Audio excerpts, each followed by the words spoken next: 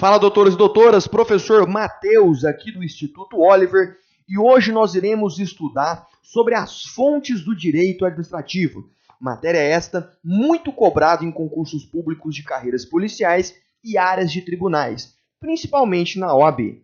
Disse fonte, a origem, lugar de onde provém algo, no caso, de onde emanam as regras do direito administrativo.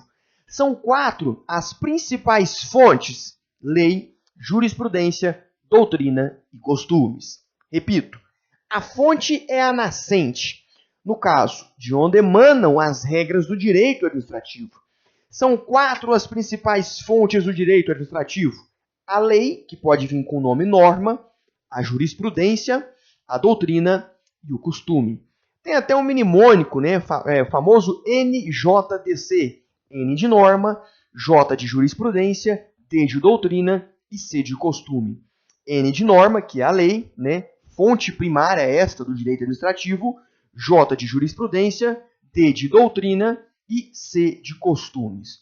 Como fonte primária principal tem-se a lei, em seu sentido genérico, lato sensu, que inclui, além da Constituição Federal, as leis ordinárias, complementares, delegadas, medidas provisórias, atos normativos com força de lei e alguns decretos-lei ainda vigentes no país, entre outros. Em geral, é ela abstrata e impessoal. Repito, pessoal, como fonte primária e única fonte primária do direito administrativo, tem-se a norma, tem-se a lei, em sentido genérico, lato sensu, que inclui, além da Constituição Federal, as leis ordinárias, complementares, delegadas, medidas provisórias, atos normativos com força de lei e alguns decretos-lei ainda vigentes no país. Repito, Constituição Federal, as leis ordinárias, leis complementares, delegadas, medidas provisórias,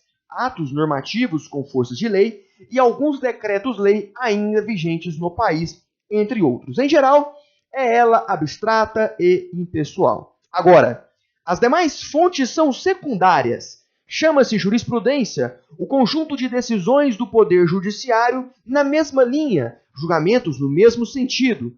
Então, pode-se tomar como parâmetro para decisões futuras, ainda que, em geral, essas decisões não obriguem a administração quando não é parte na ação. Repito, então, pode-se tomar como parâmetro para decisões futuras a jurisprudência, ainda que, em geral, essas decisões não obriguem a administração quando não é parte na ação.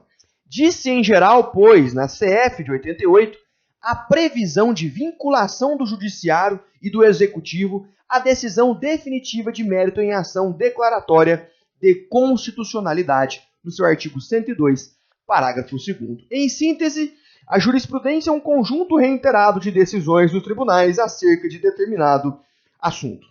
Ora, a doutrina é a teoria desenvolvida pelos estudiosos do direito, doutrinadores, materializada em livros, artigos, pareceres, congressos e etc.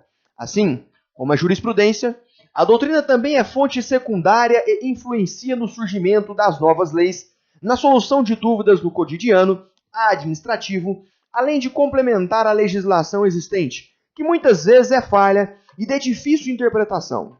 Por fim, os costumes, que hoje em dia têm pouca utilidade prática, face do citado princípio da legalidade, que exige obediência dos administradores aos comandos legais. No entanto, em algumas situações concretas, os costumes da repartição podem influir de alguma forma nas ações estatais, inclusive ajudando a produção de novas normas. Diz-se costume a reiteração uniforme de determinado comportamento que é visto como exigência legal. Então, o costume é a reiteração uniforme de determinado comportamento que é visto como exigência legal. Repito, as fontes do direito administrativo é o NJDC. Ora, as fontes do direito administrativo é a norma, a jurisprudência, a doutrina e o costume. Com isso, finalizamos o estudo completo, direto e objetivo sobre fontes do direito administrativo. Agradeço a sua audiência e um forte abraço.